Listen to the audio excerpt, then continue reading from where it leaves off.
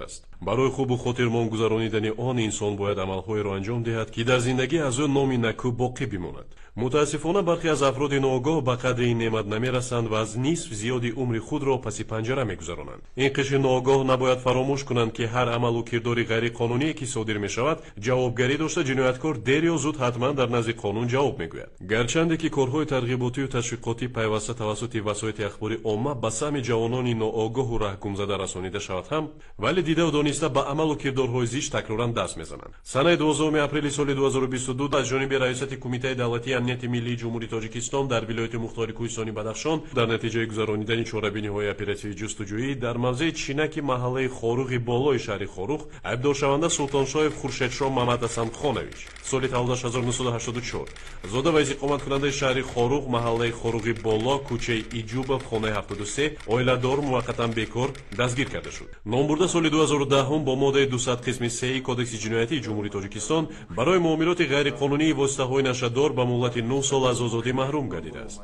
لیکن او به خود خلاصه ضروری نبرآورده اصلاح نگردیده است. دیده و دانسته دست به چندین کردارهای غیر قانونی زده به تشکیل گروه‌های متشکل جنایی مشغول می‌شود. ضمن دستگیرکنی نامبرده اینچنین فرمانبکف شادیجان فخریدینویچ سال 1991 زاده و ساکن خاروغ بالا کوچه ایجوبов بازداشت شد. سلطانشاه خورشیدشاه در پایه نفرت و تحمل ناپذیری محلگرایی ماه نوامبر سال 2020 با هممسلکان جنایتیش با کارمندان مقامات حفظ حقوق که وظیفه‌های خدمتی خود را اجرا می‌کردند در افتاده آنها را با لحن تند و الفاظ قبیح تحقیر نموده است. نامبرده تحت راهبری سرکرده گروه متشکل جنایتی محله خاروغ بالا محمد باقر عمل نموده با فعالیت مقامات اجرایی حاکمیت دولتی و ساختارهای حفظ حقوق و ترتیبات مانعی ایجاد می‌نمود. ما مغازین برو اومدم که تیر پرونده استن هم خیلی در اومدم درون ماشین رفتم. وقت صدا ماشین شد من برو اومدم که اونجا کارکنه و همون برو اومد. قطعی بچه ها چی جنجالی کردم تیر پرونه شد که ما یعنی ما کردیم و یا در اومدم ماشین رفتم. زیاده از این سلطانشاه خورشیدشاه با همراهی هممسلکان خود فرمانبکف شادیجان و بغدادلطف امدین ماه январи سال 2022 با автомашинаи شخصی خود شهروند شاولی و معرفت را پخش نموده به سلامتی نامبرده ضرر جسمانی میرسانند و این دلیل را از مقامات پنهان میکنند. ماه январ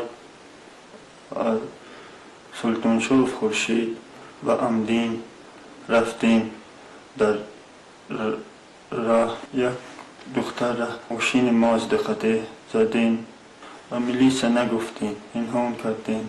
باید قید نمود که نسبت سلطانشاه خورشیدشاه محمد حسنخанович 9 نوامبر سال 2020 از جانب پروکوراتورای ولایت با ماده‌های 237 قسم 3 اوباشی در هیئت گروهی 328 قسم 1 استفاده زوراوری به مقابل نماینده حاکمیت و 303 قسم 1 تحقیر نماینده حاکمیت کدکس جنایتی جمهوری تاجیکستان پرونده جنایتی آغاز کرده شده بود. غیر از این نسبت سلطانشاه خورشیدشاه سنه 6 اپریل سال 2020 از جانب وزارت کارهای داخلی جمهوری تاجیکستان با ماده 200 قسم 3 کدکس جنایتی جمهوری تاجیکستان پرونده جنایتی آغاز گردیده از 24 فوریه سال 2021 در جستجوی رسمی قرار داشت. همزمان در محله مذکور پست‌های غیر قانونی تأسیس داده فعالیت آنها را زیر نظارت خود قرار میداد. جوانان ناآگاه را به دایره‌های جنایتی شامل نموده آنها را با مواد مخدر نیز تامین میکرد. با خود دائم واسطه نشدار، سلاح و اسلحه و لوازمات جنگی نگه می‌داشت. ضمن دستگیرکنی با کارمندان مقامات امنیت مقابلیت نشان داده می‌خواست حلقه نارنجک تمغه ارگد 50 کشاده ترکیش به عمل آورد.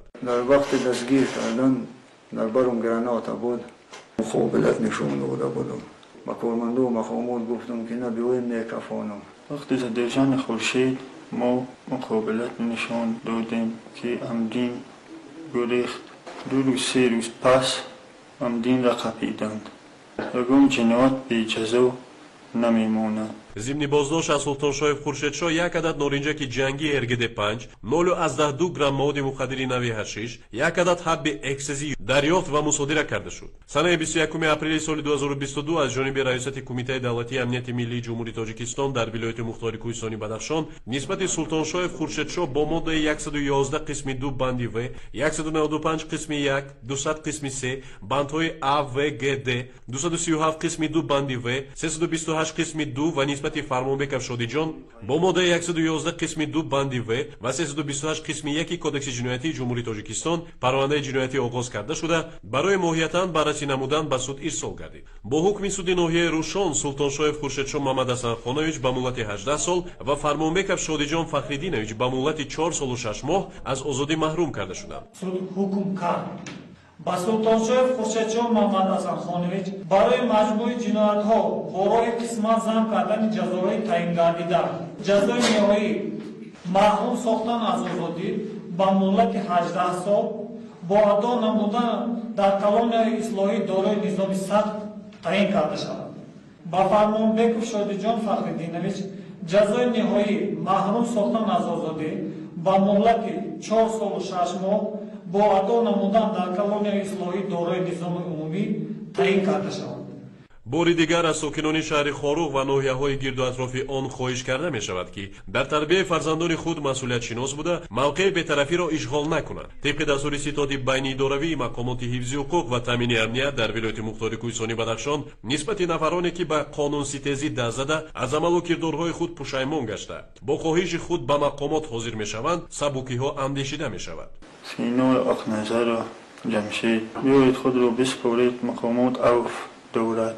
Агар шумо худро наспоред, ай 15 боло мегиред.